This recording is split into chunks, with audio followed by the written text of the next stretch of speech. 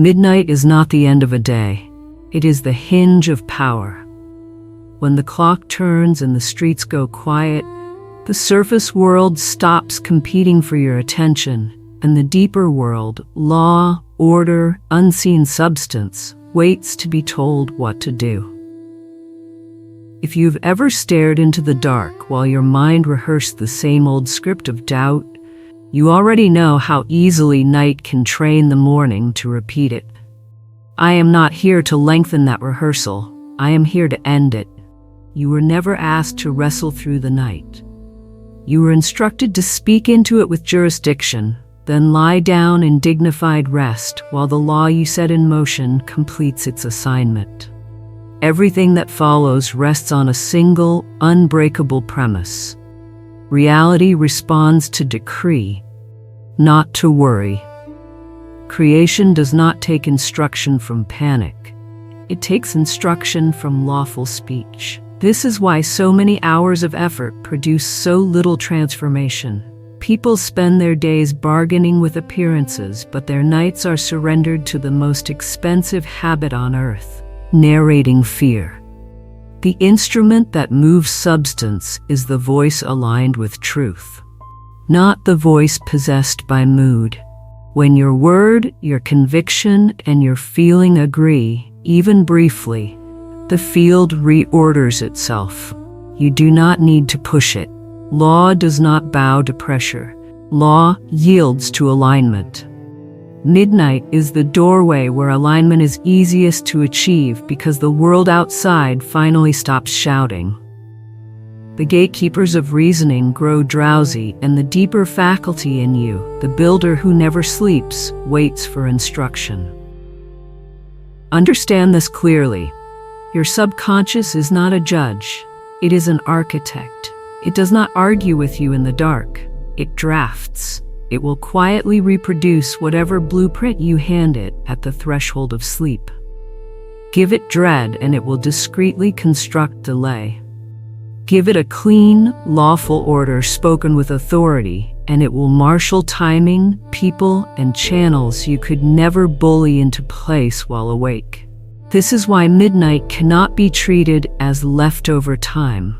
It is the altar hour, the womb of morning. What enters at midnight is what stands before you at dawn. You do not need to perfect yourself before you speak. You do not need to fix 10 flaws before you are allowed to command. That superstition is how fear buys another month of your life.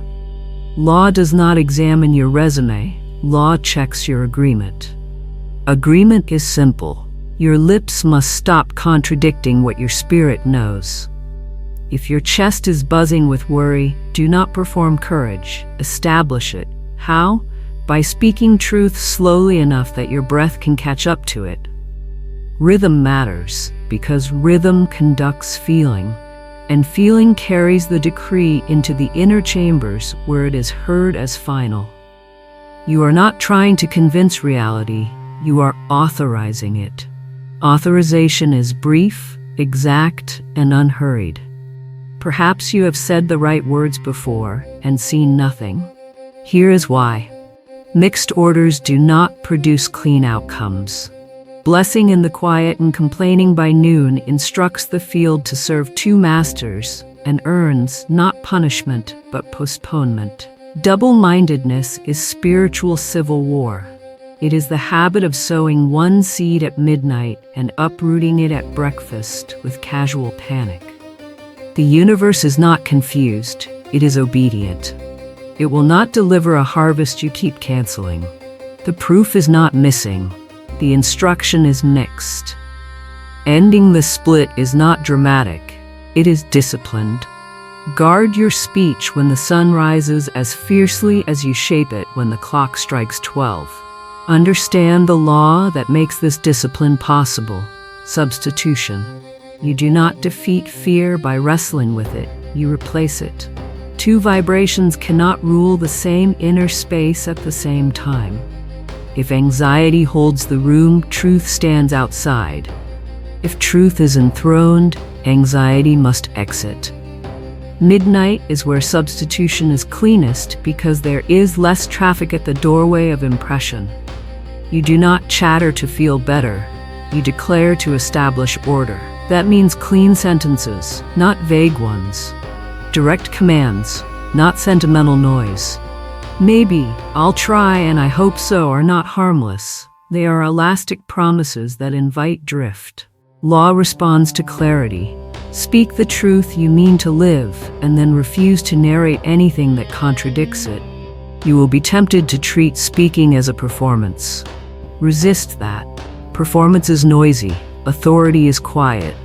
Performance checks the atmosphere. Authority sets it. The voice that moves substance is not frantic. It is final. You will also be tempted to wait for a feeling before you speak. Reverse it. Speak first. Let feeling follow the frequency you established.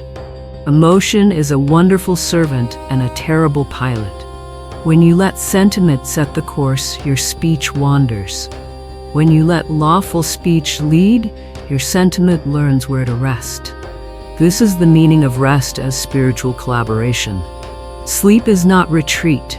It is the moment you stop meddling with what your decree has already set in motion. Treat your bed like an altar. Clear the room of idle talk. Do not scroll yourself into a trance of borrowed fear. Hand your architect a blueprint of chaos, and then call it insomnia. Close the day as a sovereign closes a court, with the final word. Your final word is not a plea, it is a verdict. Speak it slowly, with breath, and then seal the mouth that loves to argue with the unseen. You are not ignoring reality, you are instructing it. You are not avoiding responsibility, you are exercising it at the level where outcomes are made. There is a practical reason for this insistence. During the day, your critical mind filters, edits, negotiates. At night, the filter opens. The subconscious accepts what is repeated with feeling and rhythm, without cross-examination. If you let the headlines, the bank app, or a stray memory become your last voice at night, do not be surprised by a morning heavy with the exact same tone. You did not fail, you simply rehearsed the wrong script. You can end that rehearsal tonight. Replace the narration of "nothing works for me" with the law of order. Replace "I never catch a break" with the command of lawful timing. Replace "I don't know how" with the sentence that makes how irrelevant. You will be given that sentence, and you will use it like a gavel. But first, you must learn to hold your court. What does holding court mean in practice? It means you set the conditions, not the feelings. Stand or sit upright. Hand over heart if that anchors you. Breathe until your chest is steady. Speak at a pace your nervous system can obey. 3 repetitions are not mystical. They are mechanical, enough to write a line on the inner wall without smearing it with hurry. When you finish, do not spike your cortisol by hunting for signs. Signs are not earned by suspicion. They are collected by those who can let law work. Turn off the lights, like someone who has concluded a matter, not like someone sneaking out of a negotiation they think they lost. Morning is not your audit, it is your agreement. Do not open your day with a scavenger hunt for evidence. Open it with thanksgiving, small and steady. Move as the person whose instruction was heard because it was. You will notice your mouth wants to narrate old weather, a complaint about traffic, a joke about being unlucky, a sigh about how these things never happen for me. That reflex is how delay renews its lease. Break the lease. If you cannot yet celebrate, be silent. Silence is not weakness, it is insurance. If you cannot add to the decree, do not subtract from it. You are protecting the seed you planted at midnight from the birds of casual speech. Does this mean you ignore data? No, it means you place data under jurisdiction. Facts describe what has been assembled. Law decides what will be assembled next. You respect the facts enough not to worship them. You honor them without letting them appoint themselves as your prophet. In this order, you do not measure your authority by the weight of today's numbers. You measure today's numbers by the authority of last night's word. That is not denial. That is hierarchy. You are putting things back where they belong. Some will say, I tried affirmations before. I am not handing you affirmations to decorate your mood. I am handing you sentences that carry legal weight when spoken from identity. The difference is not cosmetic. It is jurisdictional. An affirmation tries to feel brave. A decree exercises the right to govern. The first negotiates with appearances. The second issues orders to the unseen and then cooperates with the delivery schedule called timing. When you understand this, you stop grading yourself on how loud, poetic, or emotional you sounded and begin measuring just one metric. Did I issue a clean instruction and then guard it? You may also notice a social fear rise up. What if I sound strange? What if I disappoint people by not joining their complaint about the day? Learn the quiet art of changing the subject and the even quieter art of saying nothing. You owe no one a chorus of disorder to keep the friendship comfortable. You also owe no one a performance of holiness. Authority does not announce itself. It simply refuses to counterfeit its tone. If someone insists you agree with their panic to prove you care, you will learn to care in a higher way by staying aligned so you can become the steady presence that actually changes rooms instead of echoing them. There is a reason the instruction in this teaching feels both simple and severe. Simplicity is how law moves quickly. Severity is how it stays clean. You will not be asked to recite long speeches or stage grand rituals. You will be asked to stop paying the high price of contradiction. This is the expense that keeps most people poor in the spirit. 10 seconds of decree, 10 hours of commentary. Commentary is expensive. It hires delay, confusion, and misrouted timing. You can cancel that contract. You cancel it by choosing what your mouth is for and then using it on purpose. All of this leads to a single decisive movement. At midnight, you speak once with authority, then you rest.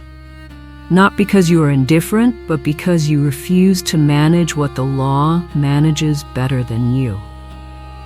Rest is not passivity. Rest is confidence that the invisible has begun to arrange itself to match your instruction. The moment you stop arguing with that process, it accelerates. The moment you stop auditioning for outcomes and start authorizing them, you create room for channels you could not have imagined at a desk at 2 p.m. I will hand you the exact sentence. You will use it like a gavel to open the court of your night. You will not chant it to soothe yourself. You will speak it to establish order.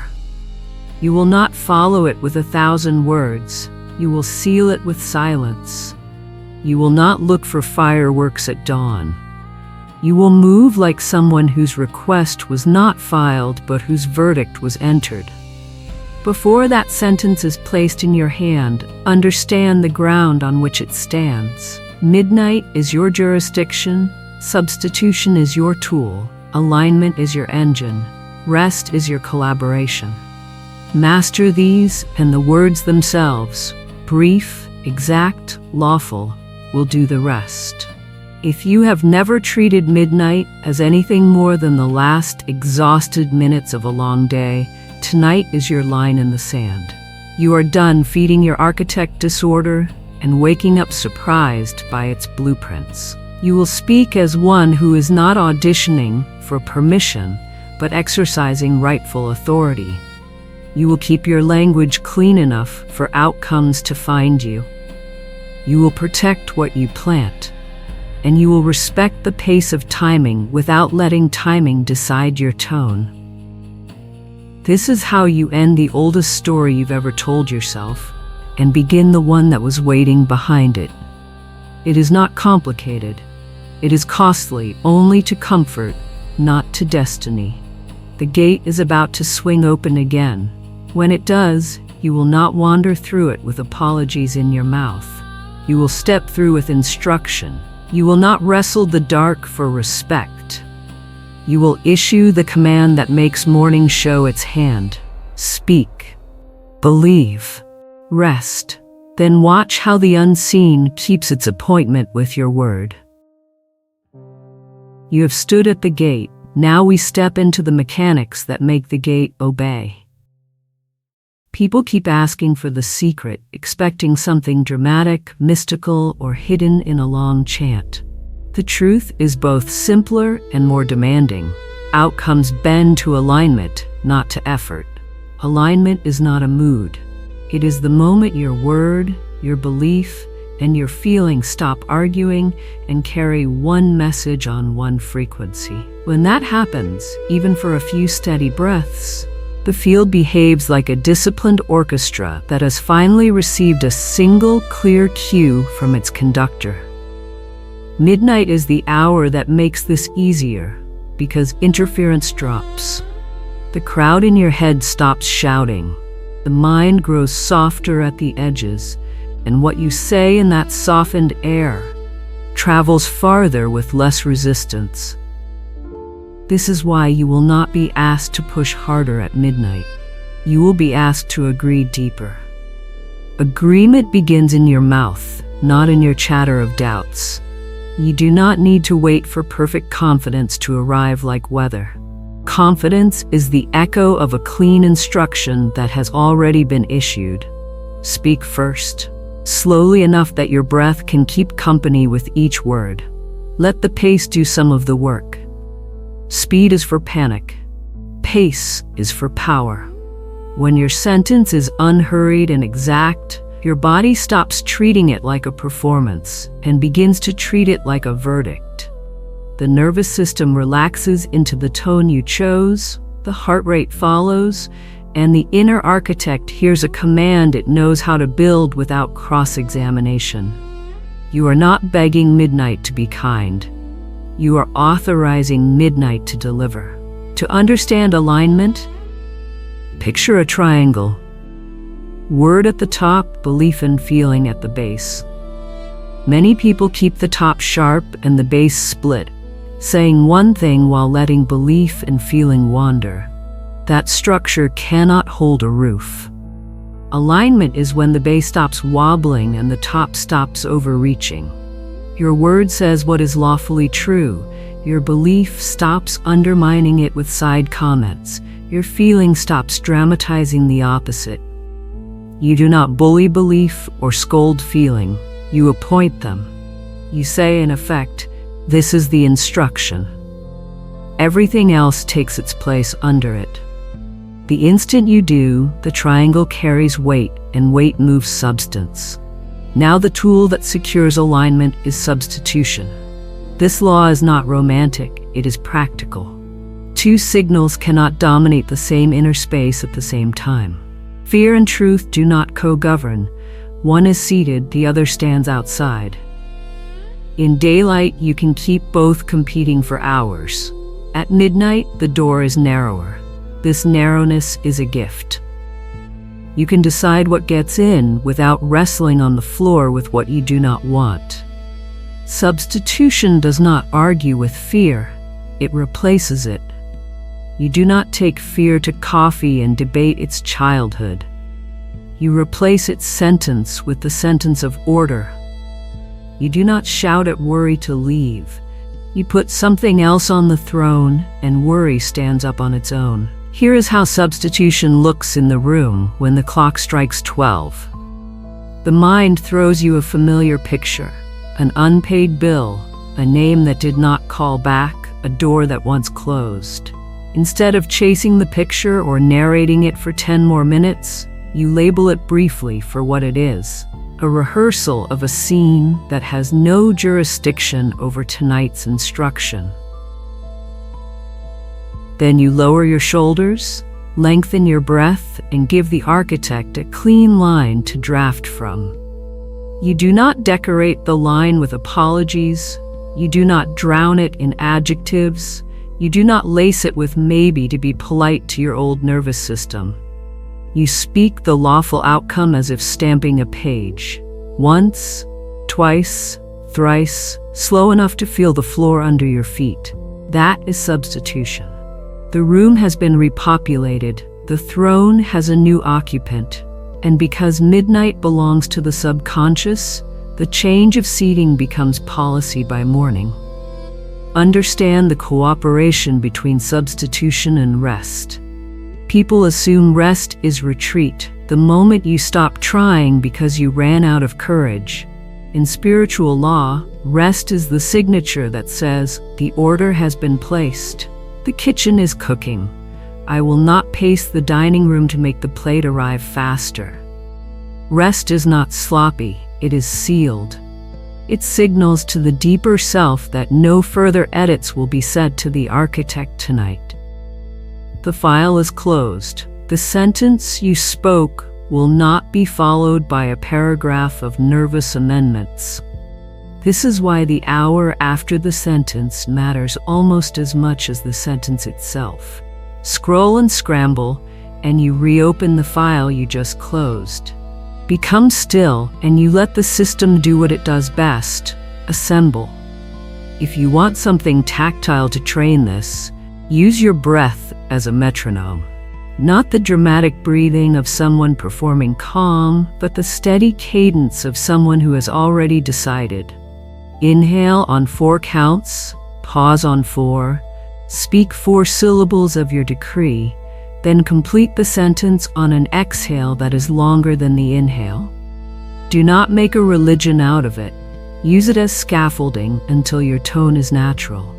This scaffolding is there to remind your body that we are not pleading, we are placing. The lengthened exhale tells the system the verdict will not be argued tonight. When the muscles unclench, feeling is more available to join belief under the word, and alignment stops being a concept and starts being a sensation you can reproduce. But what if I don't believe it yet? You do not need to. Belief is trained by rhythm. Rhythm is built by repetition without contradiction. If you make belief a prerequisite, you will wait for a feeling that never arrives because the feeling is waiting for you to lead. Let your sentence be the teacher of your confidence. Think of how you trained your hand to sign your name. Slowly, awkwardly, then inevitably. The letters did not become yours because you stared at them. They became yours because you traced them again and again until the muscles understood. Belief is a muscle. Rhythm is the exercise. The architect does not require your euphoria, it requires your consistency. We must also address the voice you use. There is a marked difference between the voice of identity and the voice of audition. The auditioning voice is theatrical, loud, and strangely unsure. It tries to convince the room it deserves to be here. The voice of identity is calm and jurisdictional. It knows it belongs and therefore does not hurry. Identity speaks from inheritance. This is mine by right order, not from wish.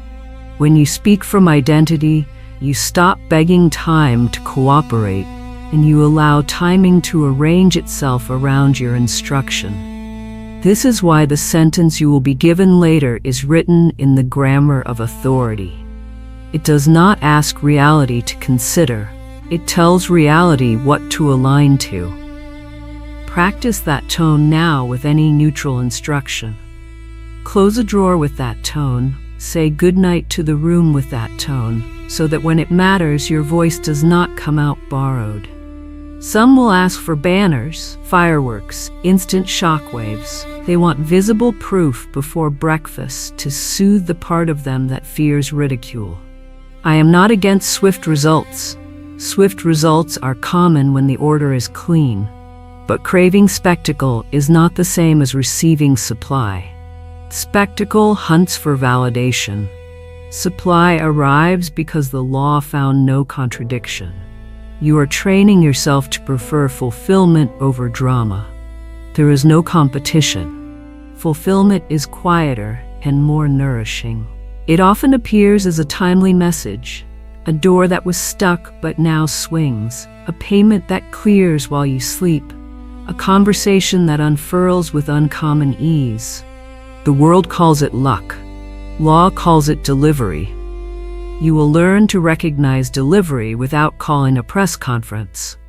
You may also fear that if you do not feel it, nothing is happening. But the builder works by blueprint, not by your moment-to-moment sensation. The blueprint you handed at midnight is enough to keep the night crew busy. Your job is to hand it a clean one.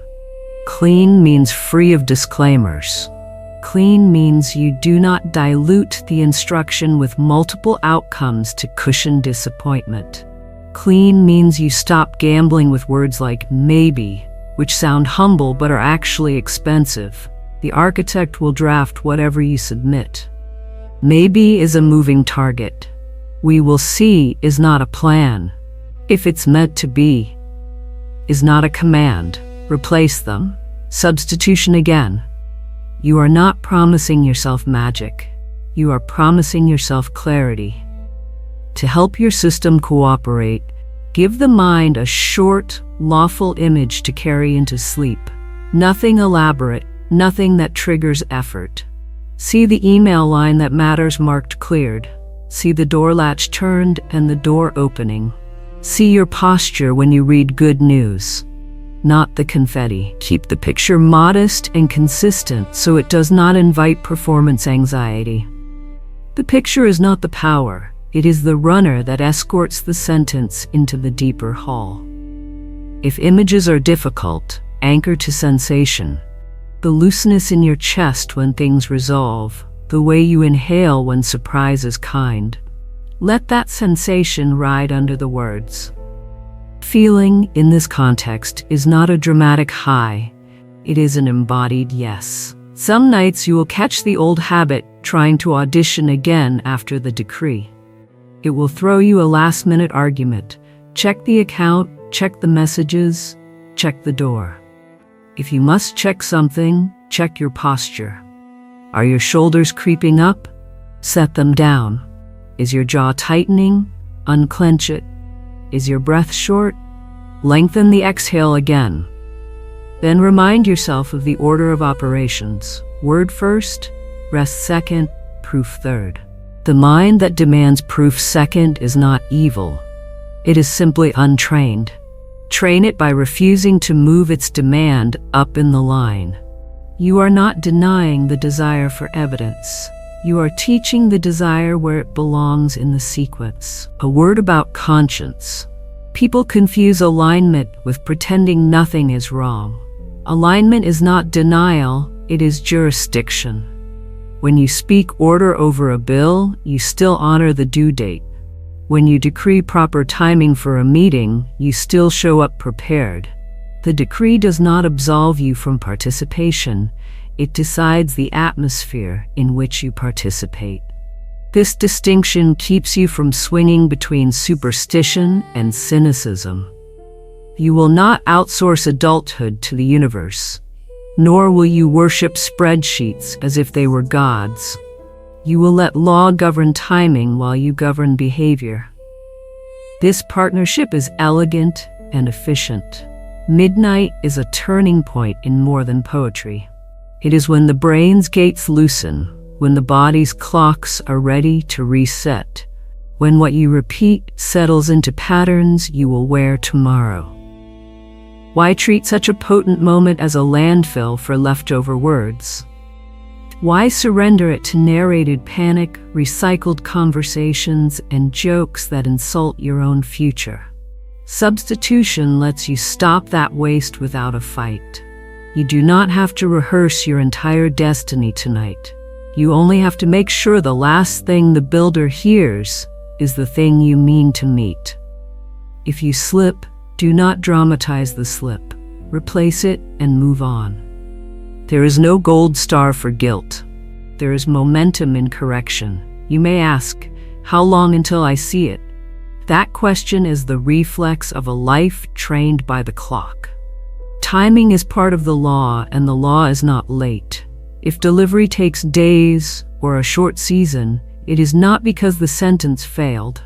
It is because channels are aligning without collateral. Under grace and in perfect timing is not a poetic flourish. It is the safety clause that keeps you from forcing outcomes through narrow doors that would injure you on the way in. You are not trying to beat the clock. You are teaching the clock to report to the decree. When you accept this, impatience loses its bite. Impatience wastes alignment by reintroducing conflict into the triangle. Patience in this order is not passivity. It is the absence of cross orders. So you will do this tonight, and each night we commit to in the protocol that is coming. You will not turn midnight into a circus. You will not drag your past into the room to earn a second hearing. You will issue the instruction, substitute cleanly, and rest like someone whose signature is on file with the court. In the morning, you will not scavenge for omens. You will act like someone who lives under a government of order. Gratitude is your first speech of the day. Not because the universe is fragile and needs flattery, but because gratitude is the language of a world that already knows the outcome is in transit. We are not done sharpening your tools. In the next movement, we will end the habit that ruins more manifestations than any outside enemy ever could. The reflex of contradicting your own decree with casual speech, comic relief, and unguarded agreement. It is called double-mindedness, and it is expensive.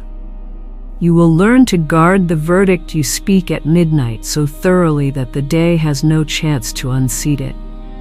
For now, let the mechanics of alignment and substitution imprint themselves in your hands. Word at the top, belief and feeling steady at the base. When fear knocks, replace it. When doubt reports for duty, give it nothing to do. When the sentence arrives, you will already have a room that knows how to receive it. Nothing dissolves a harvest faster than a loose tongue. People imagine the enemy of demonstration is difficulty, delay, or the decisions of other people. It is not. The most consistent saboteur of answered decree is the friendly, familiar voice that lives in your own mouth. The one that blesses at midnight and bargains at noon. The one that issues a verdict into the stillness and then spends the next day cross-examining it with jokes, doubts, and casual commentary. You have been taught to think contradiction is harmless, a little pressure valve for stress, a social habit to make others comfortable. In spiritual law, contradiction is expensive. The decree you spoke is not a mood. It is a contract. Every time you narrate against it, you file an amendment that delays fulfillment. The universe is not punishing you. It is obeying the last clear order. If you want your mornings to carry the weight of the sentence you release at midnight, you must become the guardian of that sentence in the daylight. Guarding a decree is not about clenching your jaw and walking through the day in fearful silence. It is about jurisdiction. You are establishing a new government over your language and therefore over your environment. Think of the night as the chamber where the law is drafted and signed. Think of the day as the period of administration where the signed order is delivered. It makes no sense to sign a law in the chamber and then campaign against it in the street. When you understand this, you stop calling your contradictions personality and start calling them what they are: unauthorized edits. From this hour on, Authorize nothing that weakens what your soul has already established. Let us be clean about what double-mindedness looks like in practice. It is the reflex that says, I know I spoke order, but be realistic. As if realism meant worshiping the last data point you saw. It is the self-deprecating humor that teaches your field to treat you as unlucky. The sarcastic comment that recruits your friends to agree with lack. The nervous sentence that begins with faith and ends with a caveat. It is the apologetic tone you take when good arrives, as if you were not allowed to receive without paying a social tax. It is the habit of checking a door you already locked, a bank app you already placed under order, a message thread you already spoke timing over. Every one of those acts is a vote for the old government. You are not cursed. You are simply outvoted by your own follow-up. End the split with a single governing statement you can recover in one breath. My midnight word governs my morning world. This is not a slogan. It is policy. It reminds your system who is in charge when reflex begins to run the day. When you feel the mouth warming up to explain, to apologize, to pre-grieve, to perform disappointment before disappointment even arrives, stop mid-sentence if you must and return to the policy. Do not argue with yourself. Replace yourself. Substitution is not only for fear at night, it is for chatter in daylight. Replace the old reply with the policy and proceed. You are not trying to win a debate with your history. You are enforcing order on your present. Guardianship has a rhythm, and I will teach it to you so it becomes effortless. On waking, you do not go hunting for signs. You do not open the day with an audit of what is missing. You begin with a quiet acknowledgement of the contract you set in motion the night before. You may say nothing at all and simply stand for a moment in the posture of someone whose case has already been entered into the record. If words help, keep them brief and sovereign. A single thank you, spoken from identity, is stronger than a page of bargaining disguised as prayer. After that, conduct your practical duties without commentary. Pay the bill you must pay. Send the email you must send. Keep appointments. Law is not a substitute for adulthood. It is the atmosphere in which adulthood becomes graceful. You are not trying to float through life. You are refusing to drown your work in a tone of futility.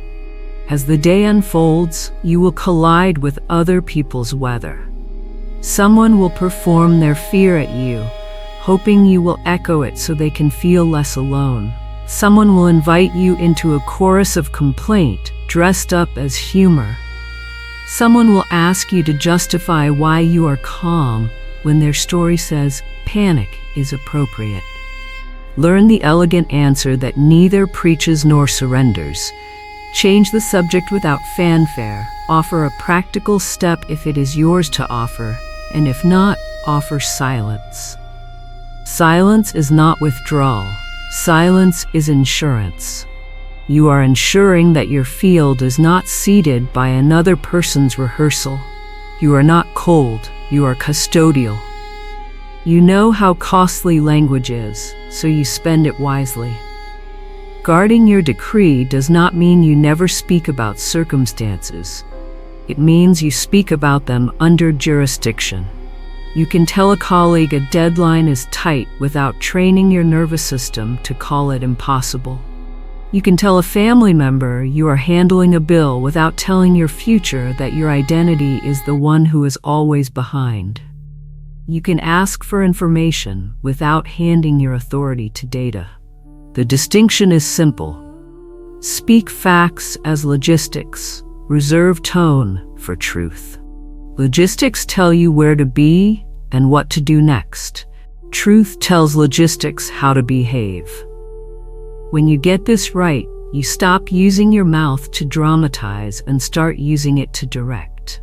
There is another form of double-mindedness that looks noble from a distance: compulsive transparency. You feel obligated to narrate every wobble of your faith to prove you are authentic. Authenticity is not a play-by-play of your mood. Authenticity is alignment with who you are at the level beneath mood. When you have spoken a decree, it is authentic to let silence carry it. It is authentic to refuse the interview where doubt wants to explain itself. It is authentic to be steady. If you need to adjust your inner state, do it privately with the same tools you used at midnight: breath, pace, substitution. The world is not your confessional. The world is your assignment. Because your decree is a contract, I will give you a daytime code of conduct that preserves its authority without turning your life into a monastery. Keep your adjectives out of your money. Keep sarcasm out of your identity. Keep maybe out of your timing. Keep if it doesn't work out of your planning. Ask for what you need plainly, and then let order do the heavy lifting you used to do with anxiety. If you must joke, joke toward your destiny, not against it. Humor can be holy when it releases tension without recruiting the field against you. What you will not do is borrow laughter that tells your life to stay small so everyone remains comfortable. You are not required to make your future palatable for those who never changed anything because they were afraid their friends would think they were different. You are different. Let that be a quiet fact. Let us address interruptions because they are where you used to hemorrhage power. An unexpected expense, a delayed reply, a rescheduled meeting, an unreturned call, these are not judgments on your decree. They are movements inside the delivery schedule. If a courier takes a side street to avoid traffic, it does not mean your package was canceled. It means the system is still optimizing. Speak to interruptions like you speak to a child who is learning. Calmly, briefly, with authority. You do not decide my tone. Then correct your posture and continue. The lesson here is not to pretend everything is pleasant. The lesson is to stop letting interruptions draft your narrative for you. When you refuse to narrate against your own decree, interruptions shrink to their actual size. Small, temporary, often useful. You may be tempted to collect sympathy as a kind of currency, to trade your authority for the sensation of being understood. There is nothing wrong with being witnessed, but there is a high cost to being pitied. Pity trains the room to place you beneath the decree you spoke. It trains your own nervous system to enjoy the attention that delay buys. Do not feed on that attention.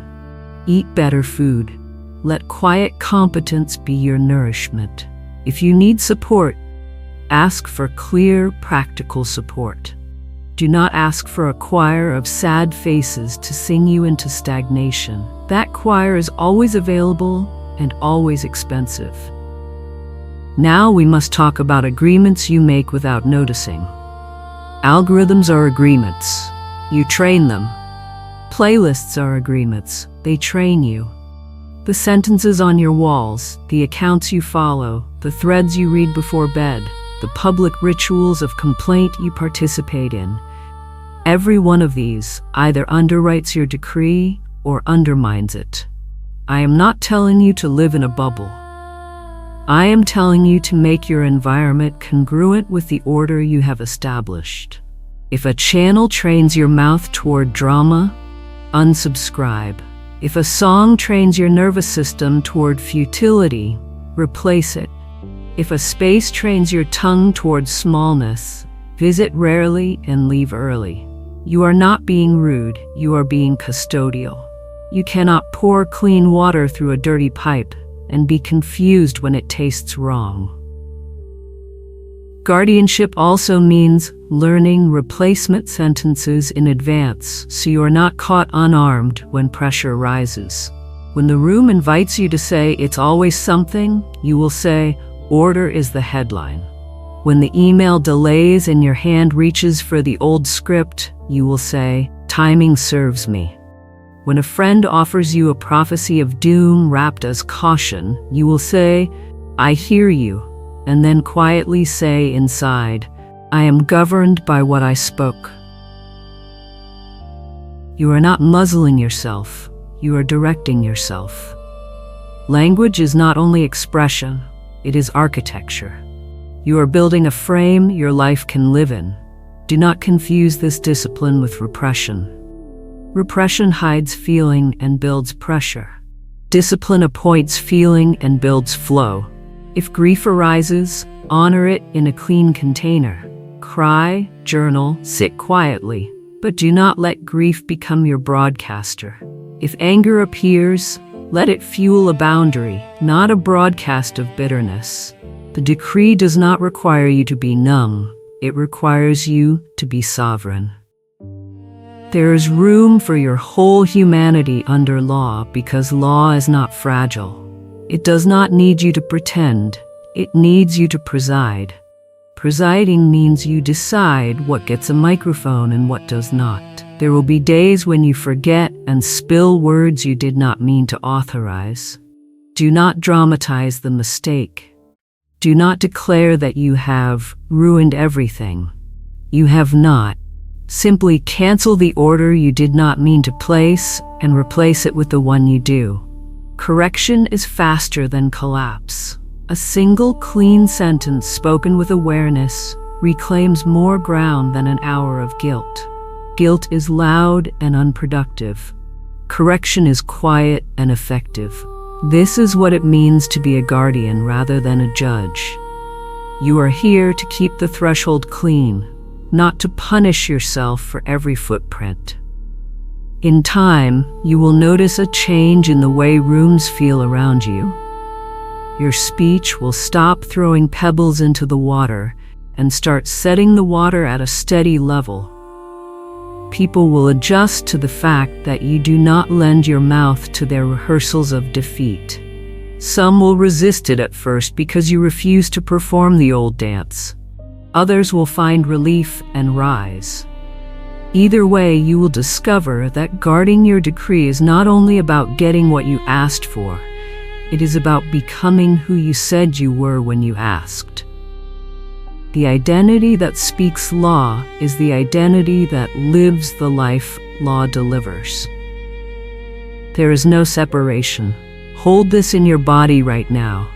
You are not trying to maintain a fragile spell. You are administering a sturdy policy. Policies survive moods. Policies outlast headlines. Policies do not care what the neighbor thinks. A policy is written because it is correct, not because it is convenient. Write yours on your mouth. My midnight word governs my morning world. When you are tired, use it. When you are tempted to over-explain, use it. When you stand at a counter and the clerk tells you a story that tries to seat you in delay, use it quietly, like a hand on your own shoulder. It will bring you back to posture before you spend language you cannot afford. I will soon place the sentence in your hand, the one you will speak at midnight like a gavel. But understand this, a gavel is powerful in the judge's hand because the room respects it. Your day is the room. Teach it to respect your midnight. Train your hours to carry the tone you set when the gate was open and the architect was listening. This training does not take years. It takes a decision, enforced many small times, until it becomes second nature. The first week will feel deliberate. The second will feel coherent. The third will feel like you. That is not magic. That is policy made flesh.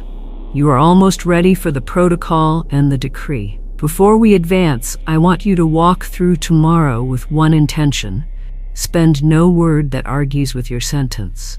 If you cannot yet say something that underwrites it, do not say anything at all. Protect the seed. Protect the soil. Protect the schedule.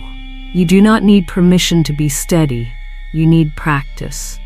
Practice will give you evidence, and evidence will make this steadiness effortless. By then, you will not be guarding from fear, you will be guarding from dignity. The decree you speak at midnight deserves a worthy steward in daylight. Become that steward now, and morning will meet you with the honor due its guardian. You are ready.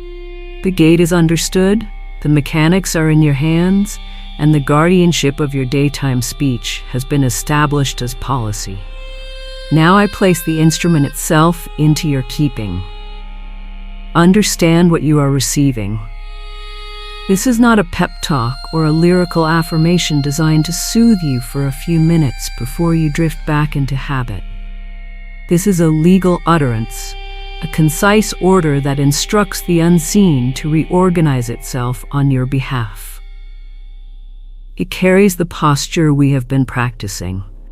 Identity over audition, order over noise, authority over apology. You will speak it as a verdict, not as a wish, and then you will let the night do what only the night can do. Here is the sentence. Read it once with your eyes, then once under your breath, then let it touch the air with your voice. Divine order is established in my affairs now. What belongs to me becomes visible by morning, under grace and in perfect timing. Each clause is deliberate. Divine order is established is not commentary on conditions. It is a command that instructs conditions to align to the highest good. In my affairs names the jurisdiction. You are not speaking into a fog, you are directing your own field. Now is the present tense seal that closes the door on delay. What belongs to me honors inheritance without greed. It calls only what is rightfully yours by law, becomes visible by morning, compresses the schedule into the next dawn, and trains your nervous system to expect proof without strain. Under grace and in perfect timing is the safety clause that refuses all force and preserves you from outcomes that would injure you or others. Do not trim this phrase to sound bold. Grace and timing are not escape hatches. They are the rails that keep a fast train from derailing. Before we begin the protocol, let me make two clarifications. First, this is not superstition. Superstition treats words as charms tossed into the dark to coax luck. Law treats words as orders given to a responsive system. Second, this is not theater. A theatrical reading may excite the skin. A lawful decree steadies the bones. You are not trying to conjure feeling, you are establishing instruction. Feeling will follow the frequency you set, as we have already trained it to do. With that settled, we move to the 7-night structure that will anchor this practice into your life until it becomes as natural as breathing. Night 1 is consecration. You will prepare the hour as if preparing a room for a guest who matters. 30 minutes before midnight, stop feeding your architect debris. No doom scroll. No conversations that invite you to narrate lack. No last-minute emails that spike your adrenaline and then beg for rescue. Dim the lights. Tidy the space near your bed. Lay out a pen and a card on which you have already written the sentence in your own hand. Posture is simple. Sit or stand with your spine tall, shoulders down, hand resting lightly over your heart if that anchors you. Breathe on a steady 4 count in, hold for 4. And exhale for 6 so the body receives the message. We are not here to plead, we are here to place. At the turn of the hour, speak the sentence 3 times, unhurried, with a gentle pause at the commas as if stamping a page. When you finish, do not add a paragraph of bargaining. Close the court with silence. Lie down as someone whose entry has been accepted into the record. Night 2 is rhythm. The temptation after a strong first experience is to hunt for fireworks before sleep or for headlines in the morning. You will refuse both. Your work tonight is identical to last night, and that sameness is not boring, it is royal. Kings do not alter a law each time they sign it, they reinforce it. Prepare the room, breathe, speak, seal. If after speaking you catch yourself reaching for the phone, just to check, you will catch your hand in midair and let it fall. Checking is an order placed to anxiety. You placed your order already. Train your hands to obey your mouth. Night 3 is substitution under pressure. This is the night most people relapse into old scripts because the day may have thrown a small interruption, a delay, an expense, a non-response.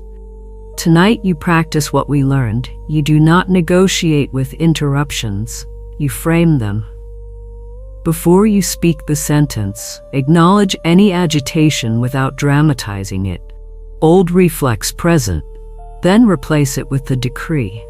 Speak even slower than before so that your exhale lengthens and the nervous system learns who presides here. When you lie down, use a single lawful image to escort the words inward, a latch turning easily, a notification line that reads cleared, your posture softening as good news lands. Keep the picture modest so it does not invite performance. The picture is a runner, not the power. Night 4 is identity voice. Many people on the fourth night begin to sound theatrical again, louder or breathless because they haven't yet seen their headline. You will do the opposite. You will let the sentence drop in tone, not volume, and you will speak from your seat, not your throat. Identity voice is steady and jurisdictional. It does not audition for the room's approval. If you share a house and must be quiet, a firm whisper is enough. The subconscious hears authority more clearly than theatrics. If you cannot speak aloud, put your lips to the words and move breath through them. Sound is helpful. Authority is essential. After speaking, write the sentence one time by hand on the card and place it face up on the bedside table as a sign to your own mind. The last word of this day has been written. Night 5 is environment governance. During the day, you pruned feeds, threads, and rooms that trained your mouth toward drama. Tonight, you adjust the physical field.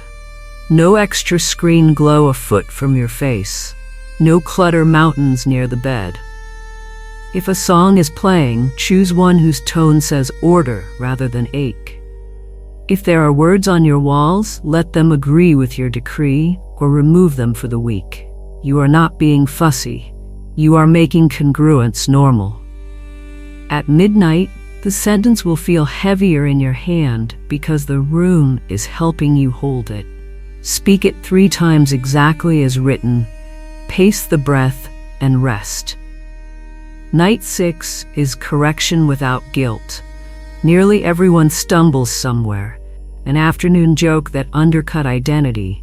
A moment of panic that invited old narration. Guilt will try to make a shrine out of the stumble. Decline the invitation.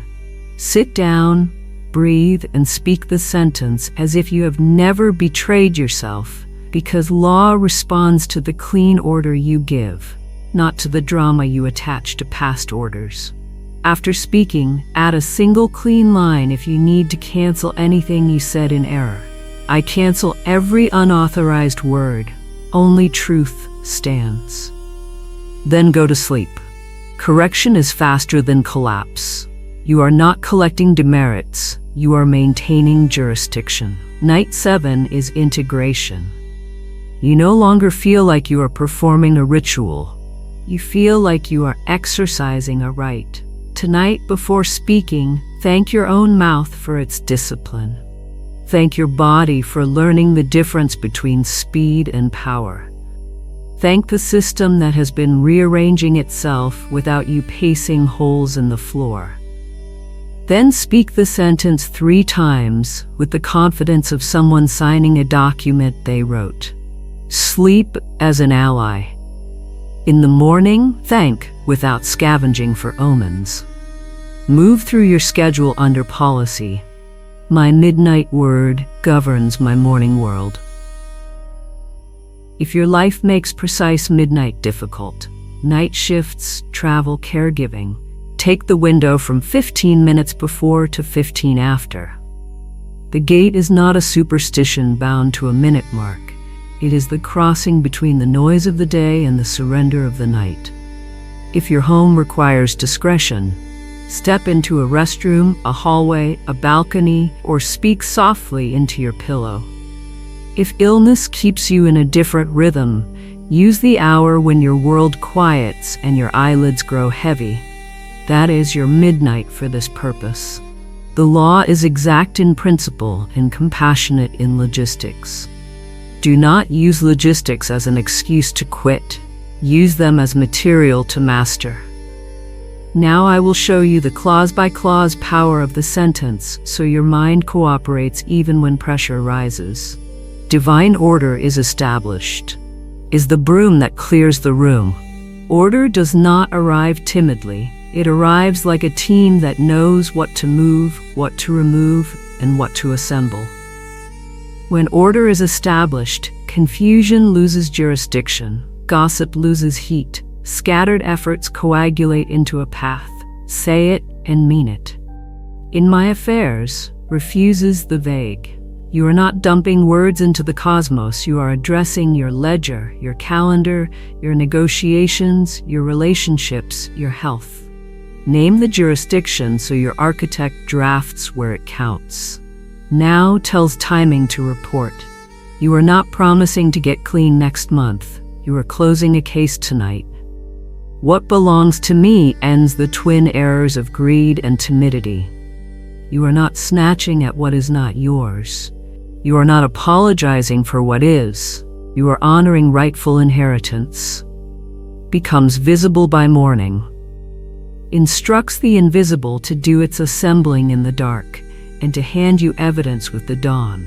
Evidence may be a payment, an email, a message, a meeting, a turn in a conversation, or a shift in your body's ease that opens a door you could not push yesterday. Do not demand spectacle, demand substance. Under grace and in perfect timing, keeps the train fast and the rails safe. Fast without rails is a crash. Rails without speed is stagnation. You want neither. You want a swift, elegant, harmless arrival. 2 short patterns to help you trust the process. A designer I mentored sat at her small kitchen table the first night, bill notice on the counter like a siren.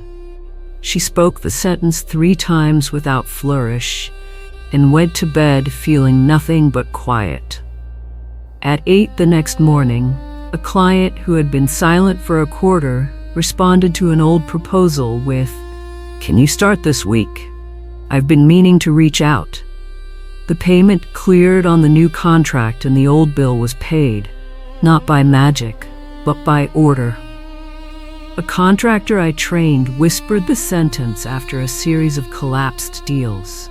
He felt foolish and angry because hope had burned him before. He spoke anyway for 6 nights. On the 7th morning, a partner he had not considered called to reopen a stalled project with better terms than the original. He did not hustle that call into being while pacing a hallway.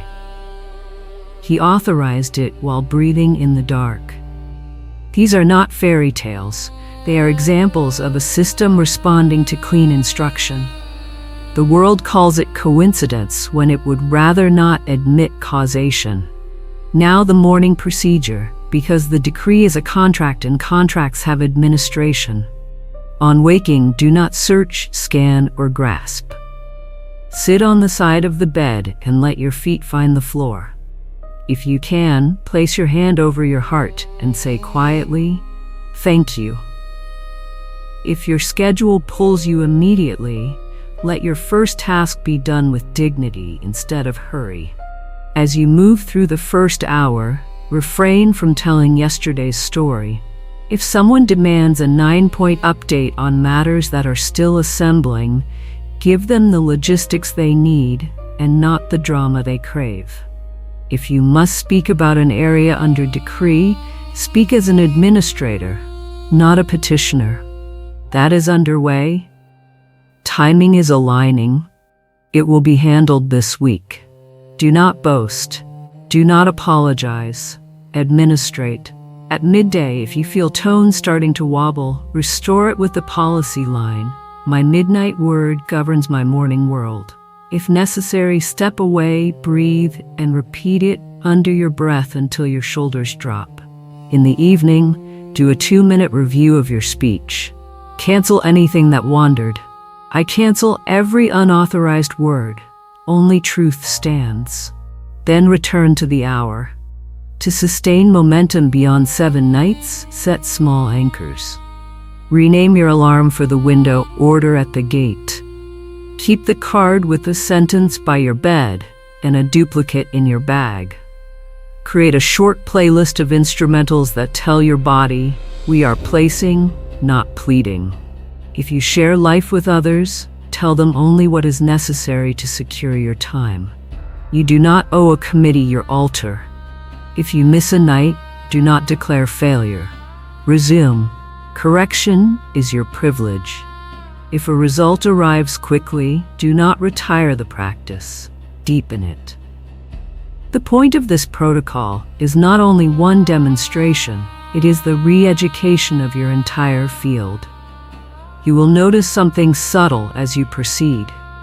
Your desire for theatrics declines, your appetite for order grows, your humor becomes kinder to your future, and your rooms begin to behave. Others may feel it before you do. The steadiness, the clarity, the lack of need to participate in small rehearsals of doom. That is evidence too. Not every proof wears a price tag. Some proofs arrive as ease in places that were formerly turbulent, as favor where there used to be friction, as clean endings where you once clung in fear. Learn to recognize and honor those proofs so your nervous system does not train itself to ignore the very deliveries it commanded. If doubt circles even now asking, but what if nothing changes by tomorrow? Answer it with law and with maturity. Law, an order rightly given, does not vanish. It works until fulfilled. Maturity, if delivery takes more than one dawn, nothing has been lost. You are not worse off for having practiced clarity. You are better off, safer, and more congruent. The system may be choosing routes that spare you damage you cannot yet foresee. Keep speaking, keep guarding, keep resting. This is not a gamble, this is governance. I will say it plainly as we close this part so there is no room for misinterpretation. At midnight you will speak, in your own voice, with your own breath, this exact order. Divine order is established in my affairs now. What belongs to me becomes visible by morning, under grace and in perfect timing. You will do it for 7 consecutive nights. Each night you will prepare the room, steady the breath, speak 3 times, and seal with silence. Each morning, you will thank, administrate, and refuse to narrate against what you set in motion. You will cancel any stray words without guilt and replace them with truth. You will let grace and timing keep you from forcing doors. And you will allow results to arrive as substance, not as spectacle. Hold this posture as you step across the threshold tonight. You are not at the mercy of appearances. Appearances are at the mercy of law, and law responds to the voice of the one who knows where they stand. You will speak, you will sleep, you will receive. When we move to the final movement, I will seal this structure with the waking protocol, the affirmations that carry the tone through the day, and the communal act that stamps your declaration where both spirit and memory can see it. For now, write the sentence, ready your hour, and let the night do its appointed work. Morning is not a test of whether your sentence worked. It is the administration of what you set in motion while you slept. You are not waking up to audition for a miracle. You are waking up to manage one. The difference matters. A person who wakes to audition checks every corner of their life with small, frantic gestures and calls it being responsible. A person who wakes to administrate stands for a moment in quiet authority, allows gratitude to set the tone, and moves through early tasks without narrating against the verdict already entered at midnight.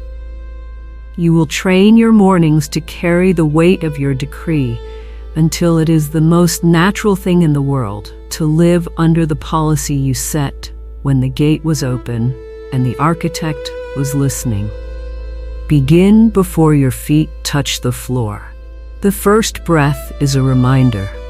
You are not returning to a world that has to be convinced from scratch. You are returning to a world that has been busy obeying the order of the night.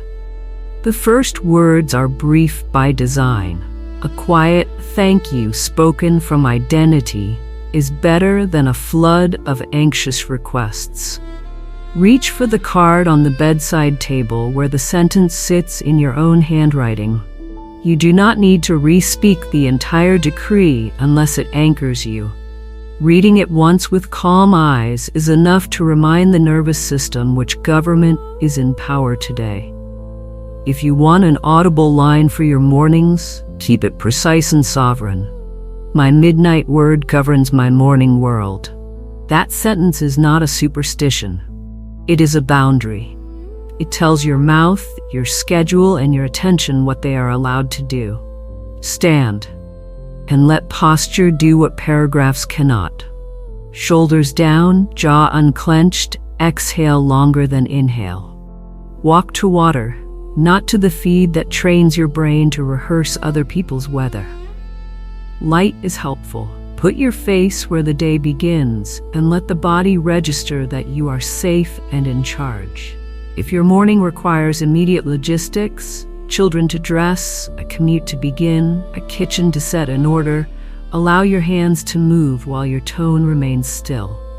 There is no conflict between cooking breakfast and administrating a decree. The difference is not in the task, it is in the narration. Logistics are facts. Tone is truth. Do the facts under truth. For many, the most expensive minute of the day comes when the phone unlocks. Decide beforehand that you will not borrow the world's panic to start your morning.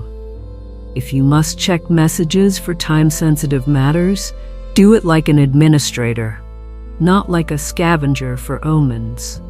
Handle what is yours to handle. Do not scroll yourself back into the jurisdiction you left last night. The morning is not a courtroom for the prosecution. It is a delivery dock. Packages arrive there. You sign for them. You do not interrogate the courier about why they took that route. Now set the simple sequence that will keep your tone clean through the first hour. If you journal, let it be brief and sovereign, a single line noting a proof, a favor, a small ease you would have ignored last month. If you pray, keep the grammar of identity. You are not begging the sky for scraps. You are partnering with order. If you plan, slot tasks under timing instead of fear. The day is not a wall to climb. It is a schedule to host. The difference is felt immediately in the body. And through it all, keep the policy line available like a hand on your own shoulder. My midnight word governs my morning world. Say it under your breath in the doorway, in the elevator, at the sink. It is not a mantra to make you brave. It is the reminder that your language is expensive and you cannot waste it on commentary that undercuts the contract.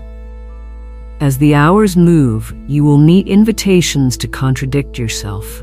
A coworker offers a rehearsed joke about how nothing ever works here. A relative forwards a prophecy of doom dressed up as caution.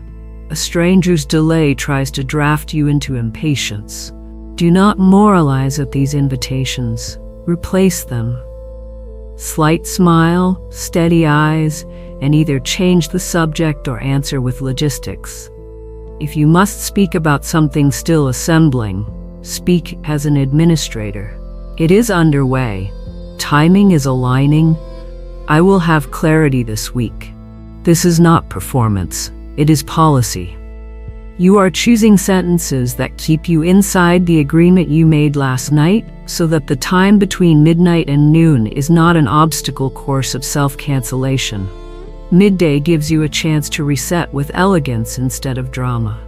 Step away for 90 seconds, breathe on a 4 count in, hold for 4, exhale for 6, and reclaim posture. Whisper the policy once. If you notice you spend an hour telling an old story out of habit, do not build a shrine to guilt. Cancel the unauthorized word now. Only truth stands, then resume. Correction is faster than collapse. Afternoon brings decisions. Make them with the sentence in mind. If a choice increases congruence with order, choose it. If a choice rents space to chaos, decline. The decree does not absolve you from adulthood. It gives adulthood a kinder climate. Evening is the handoff. The last hour before the gate opens again is not for autopsies of the day. It is for clearing the room of noise.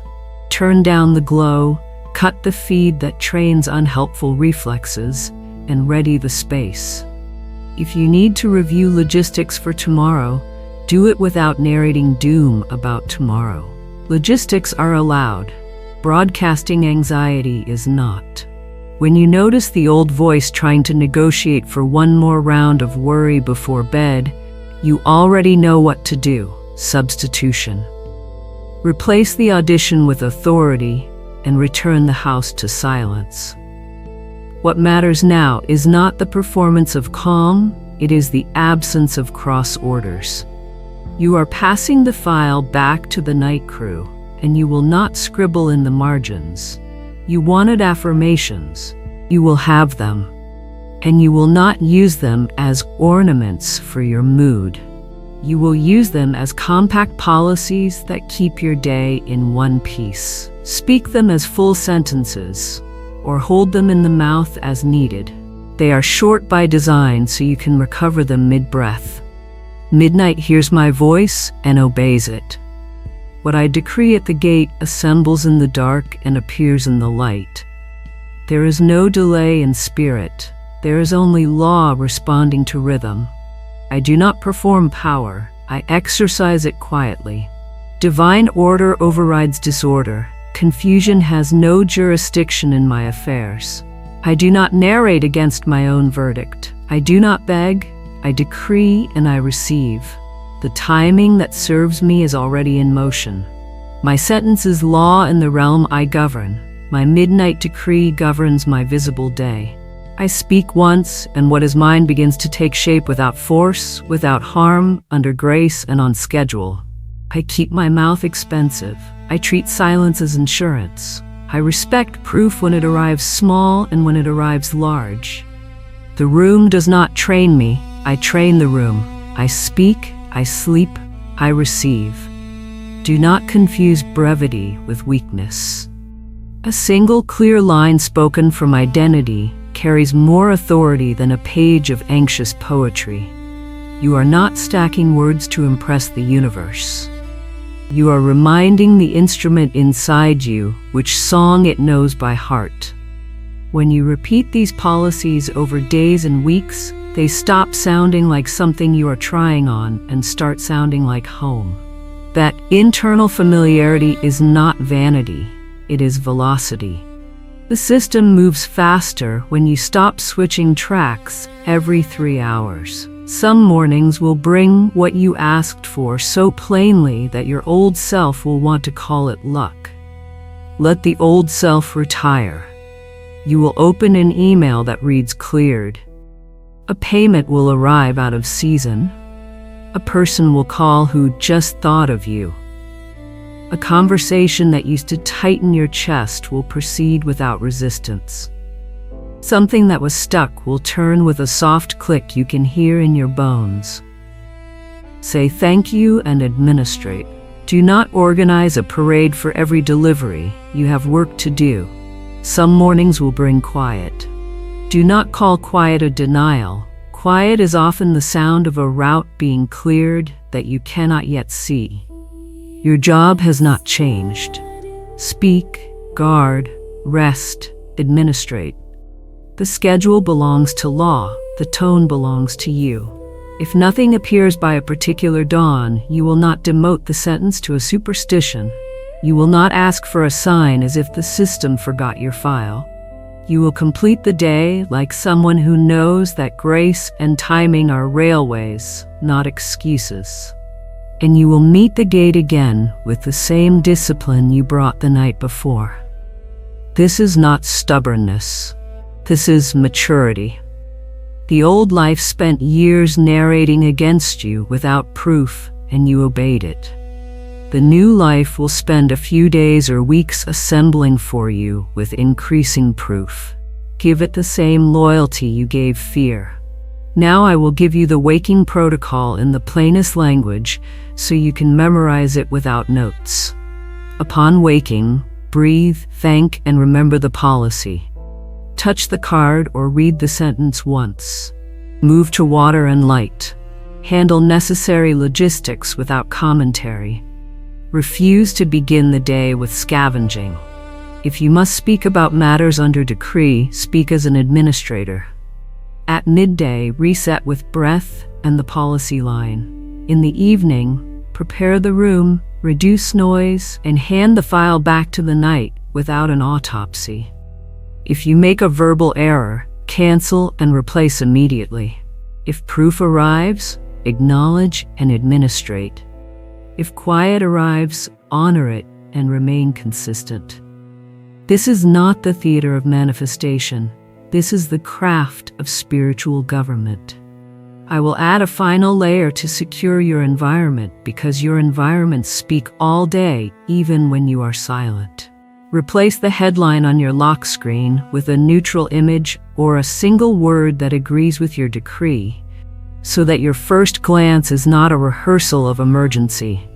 Curate a short playlist whose tone is clean and sovereign. Music teaches the nervous system faster than lectures. Put one sentence that underwrites your identity where your eyes land. On a refrigerator, on a dashboard, in a notes widget. Not as decoration, but as a municipal sign that governs traffic. Unfollow the accounts that hire your mouth to perform smallness. If you share space with those who love rehearsing chaos, stop paying them with your participation. The rent you save will show up as ease. Now we seal. A decree gains power when you write it where memory can meet it, and community multiplies resolve when witnesses are present. You will write the sentence, in your language or mine, in the place where this teaching lives.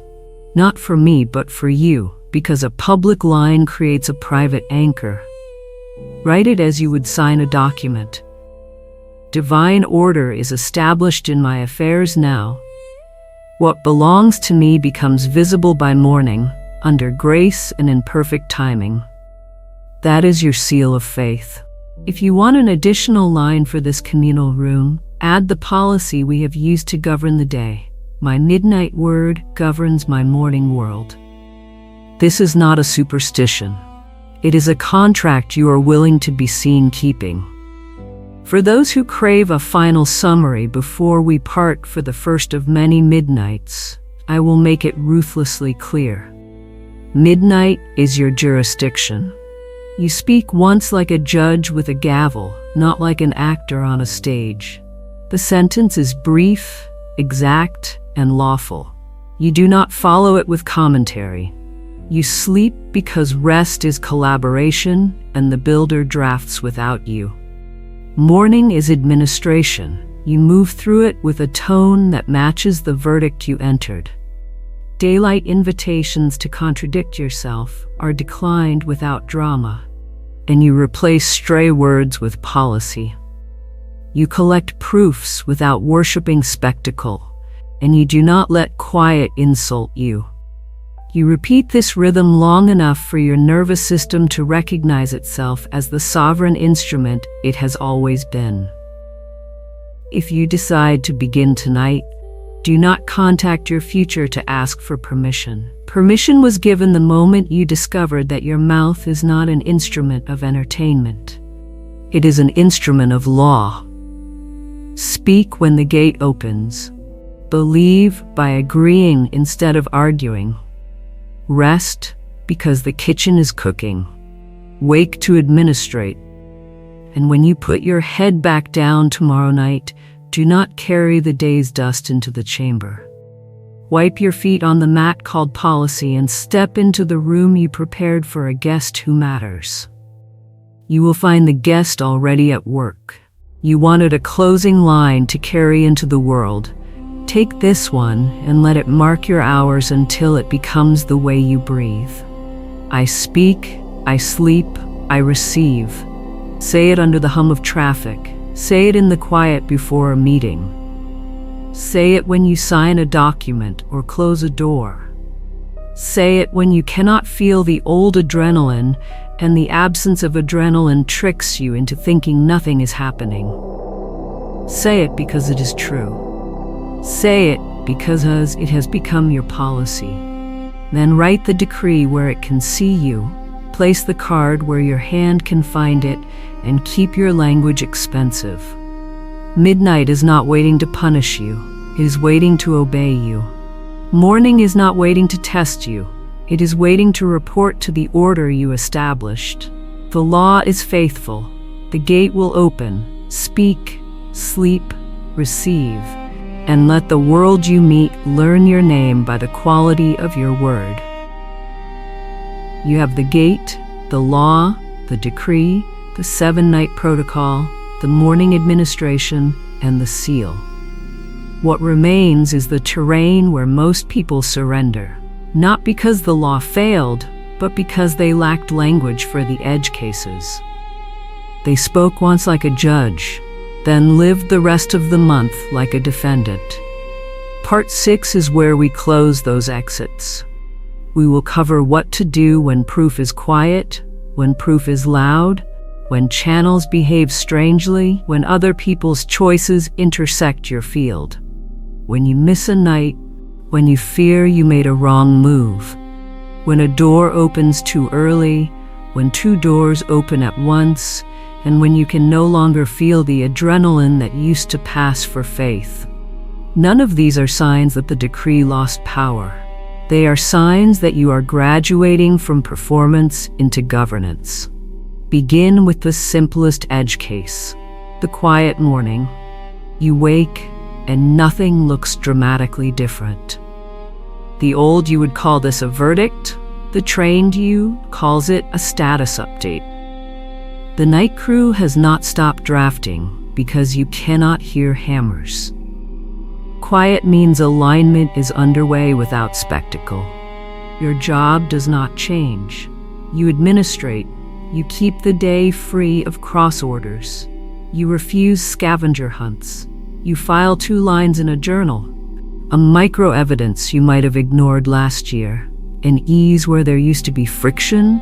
A timely text, a meeting that moved, a bill handled cleanly, and a single sentence on tone. My midnight word governs my morning world. That journal is not superstition. It is a ledger that teaches your nervous system to notice delivery in its natural shapes instead of demanding fireworks. Fireworks are rare and unnecessary. Delivery is steady and often subtle before it becomes obvious. The next edge case is the loud morning, the one that arrives with a deposit, a contract, an invitation, an answer. Receive it without blushing and without bragging. Gratitude is correct. Drama is expensive. Drama tempts you to turn a delivery into a personality performance and paradoxically pulls you back into the old auditioning voice. Do not announce to the room that the universe finally loves you. That was never the question. Do not over-explain to doubters how it happened. Explanations are often just insecurity in a lab coat. Simply administrate well. Sign cleanly. Schedule wisely. Tithe to order, by which I mean feed the system that fed you. Keep your language clean, your policy intact, your night sacred. Loud proofs are not rewards for good behavior. They are signals that your field is responding. Respond back with steadiness. You will ask about channels. What if the door I wanted is the door that did not open? Stop trying to boss channels. Channels are the visible pipes through which supply flows.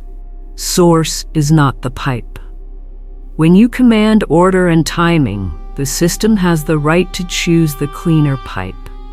Do not turn your preference into a prophecy.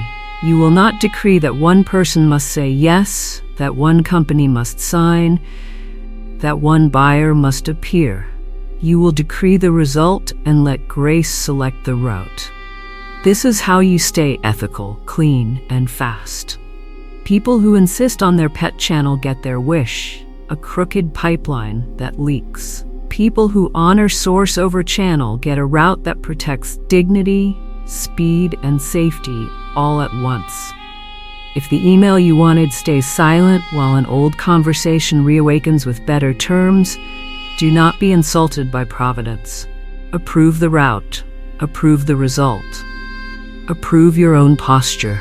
What of other people's wills? The law you are using governs your field. It does not colonize someone else's sovereignty. This is why the decree calls what belongs to me, not what belongs to them. You are not commandeering another person's choices. You are commanding the arrangement of conditions, timing, insight, favor, and opportunities in a way that reveals what is rightly yours without injuring theirs. If a person must choose, let them choose without your manipulation. Your field can meet your good without stealing theirs. This is what the phrase, under grace, protects. You do not become a bully disguised as a mystic. If a path requires the coerced loss of another's good, it is not your path. Trust the rail. Some will say, I missed a night. Resume. You are not dealing with a petty manager. You are dealing with law. Law responds to the clean order you give now, not to the hysterical story you attach to yesterday. Treat the miss like a smudge on a page, not like a fire in a theater. Wipe it, write again. If you missed because you self-sabotage, doom scrolling past the gate, picking a fight you didn't believe in, performing urgency, do not sermonize yourself. Identify the trigger: boredom, loneliness, adrenaline hunger, fear of success disguised as fear of failure. Then remove its fuel. Replace the feed. Refuse the fight. Choose a bedtime act of order that frees your hands. The adult solution is not punishment. It is plumbing. Fix the pipe. What if I feel nothing when I speak? Good. You are leaving the religion of goosebumps. You are training the state called sober jurisdiction. The body will not always reward authority with fireworks. That does not mean authority left the room. If you must feel something to trust your decree, you have made feeling your God. Let feeling be a witness, not the judge. The signature of mature decree is calm repetition and an unstartled mourning. That is not apathy. That is mastery. If your nervous system has been addicted to the sensation of spiritual performance, crying, shaking, shouting, expect a withdrawal period. It will pass. The new fuel is steady breath, precise language, uncluttered rooms, and the blandly miraculous ease by which things that used to squeal finally begin to turn. What if 2 doors open at once? Choose the one that is most congruent with order, not the one that flatters your ego today. Congruence sounds like this. The communication is clear. The numbers make sense without heroics. The people involved behave like adults, and the timeline respects both dignity and pace. The path that requires you to insult your decree all day long It's probably gonna fall apart, but I'll try, is not your path. The path that asks you to become smaller to be tolerated is certainly not your path. Pick the road that lets your language stay expensive. Then pick it without apology. You do not owe an essay to the door you decline. What if a door opens too early? Under grace and imperfect timing also protects you from premature victory that becomes a long, public unraveling. If a door yawns open before your logistics can carry it, you are allowed to say not yet, or yes on this date. You are not resisting blessing. You are refusing sabotage disguised as blessing. The decree does not ask you to sprint into arrangements that your infrastructure cannot honor. It asks you to honor order so deeply that you trust the door to open again at the hour when it will not injure what you are building. This terrifies only the part of you that thinks scarcity runs the world. Scarcity does not run the world. Law runs the world. Law is not nervous. Now the 30-day governance, because 7 nights are a catalyst. A month turns a catalyst into culture. The first 7 nights you have completed or will complete. Days 8 to 14, repeat the protocol while you add 1 refinement. Audit your speech for soft sabotage. These are the phrases that sound polite, but are jurisdictional poison. Maybe we'll see with my luck if it's meant to be. Nothing ever comes easy. I don't want to jinx it. I'm not the kind of person who, you will delete them from your mouth. Not because you are pretending life is frictionless, but because you refuse to underwrite disorder with the currency of your tongue. Replace each with a clean alternative spoken once and held in silence. We will know by Friday. Timing is aligning. We're handling it this week. I'll let you know when it's decided.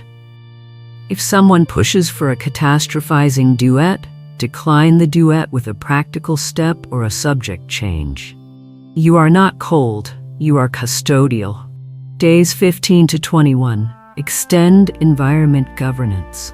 Remove the last places where your room teaches you to be small.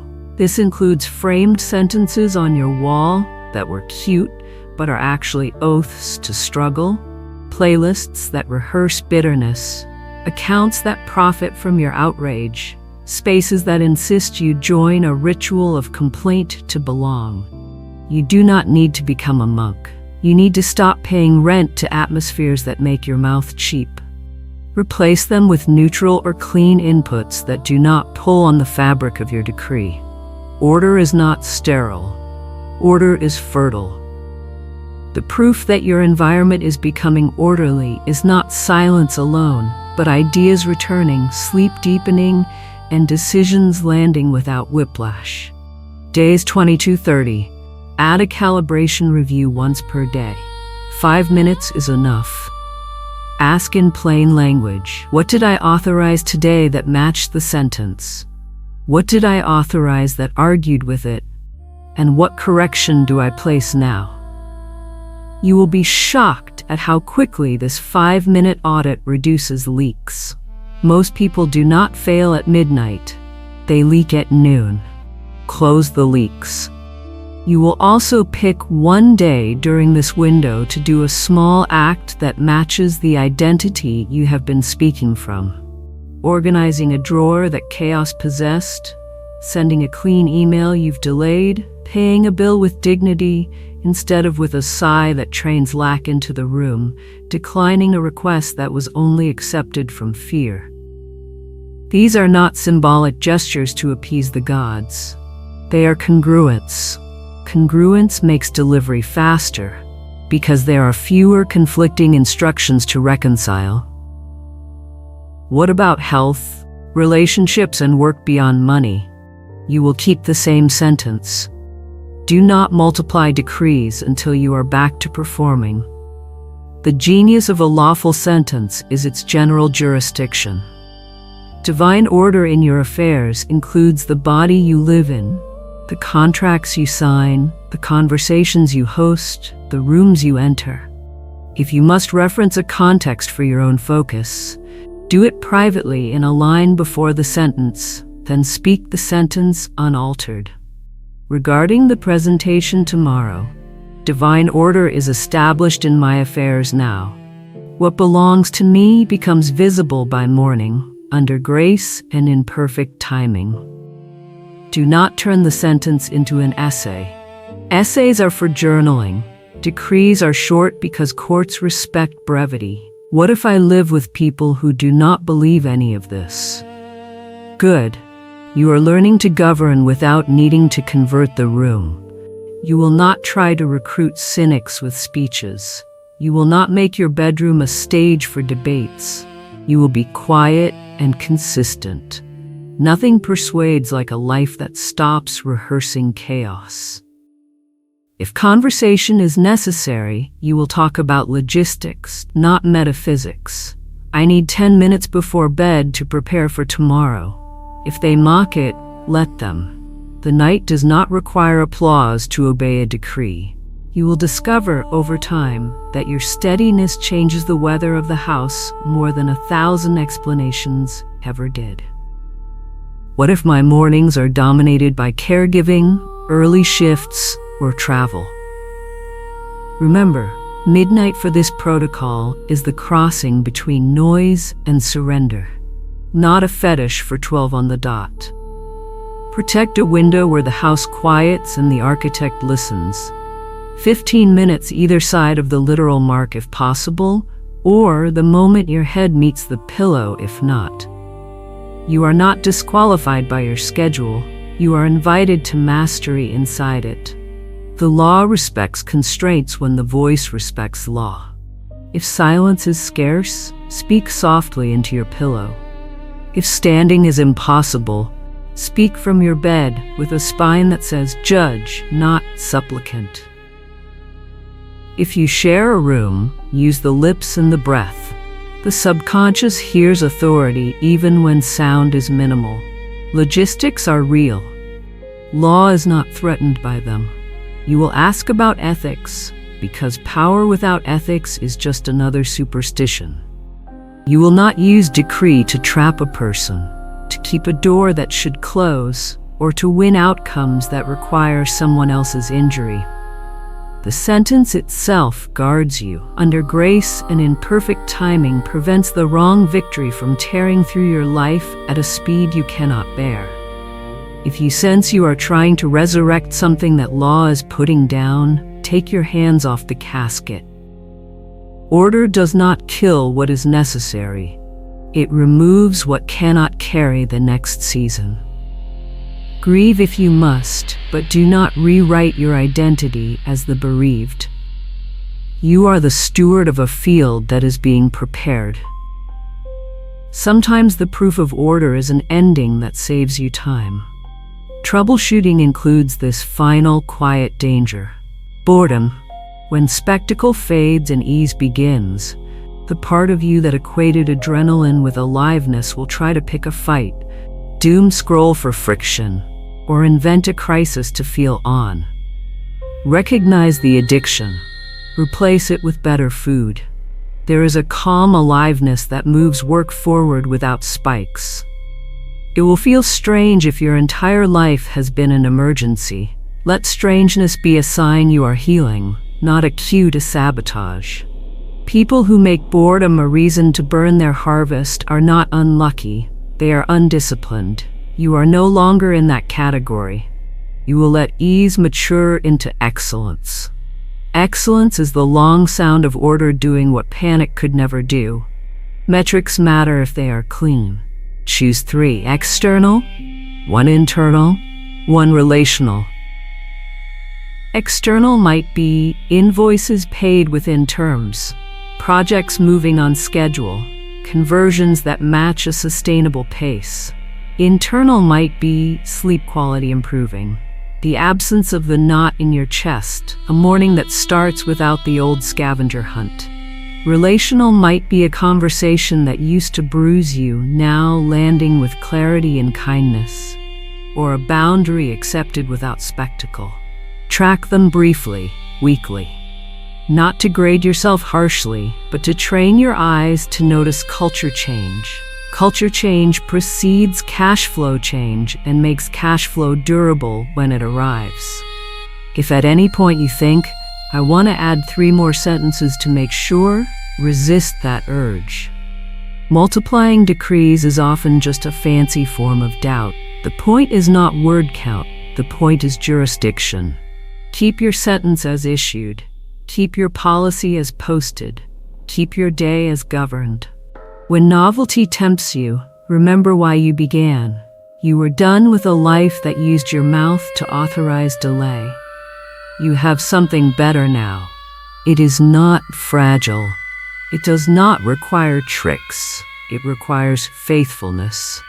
Before we conclude, let us correct 2 common misprints that become metaphysical misfires. First, you have seen morning typed as morning. Catch the homophone with humor and fix it immediately. You are not calling grief, you are calling dawn. The universe is literal at the level of the subconscious. Your architect will draft what you submit. Submit the right word. Second, do not quietly change under grace and in perfect timing to as soon as possible. As soon as possible is panic in a suit. It invites rushed routes, sloppy partners, and a schedule that fractures your peace. Keep the clause. It is the rail that preserves you from your own haste. This is the last thing I will say before you re-enter the rhythm. Do not become a collector of teachings and a stranger to practice. Many love the sound of order, but refuse the simplicity of it. The simplicity is the point. Speak the decree at the gate. Guard your mouth by day. Administrate without theater. Let the ledger show proofs without press releases. Repeat for a month and watch how your field loses its appetite for chaos and gains an appetite for clarity. By then, you will not need to remind yourself to be different. You will be different. Identity catches up to instruction when instruction is honored. When you finish tonight, do not look for a feeling to certify you. The certification is the clean sentence on your card, the calm exhale that follows, the silence that seals, and the morning that meets you like an ally instead of a judge. You built that morning the night before. You will build the next one the same way. If you want one last sentence to hold the edges of your day together while you walk this out, keep it simple and keep it sovereign. I speak, I sleep, I receive. Let it remind you who issues orders here. Let it remind you who no longer pays for delay with their own mouth. Let it remind you that law is faithful, grace is fast, timing is precise, and midnight is honest. The gate will open. Speak, rest, wake, administrate, and let your life tell the truth about the sentence you dared to say aloud.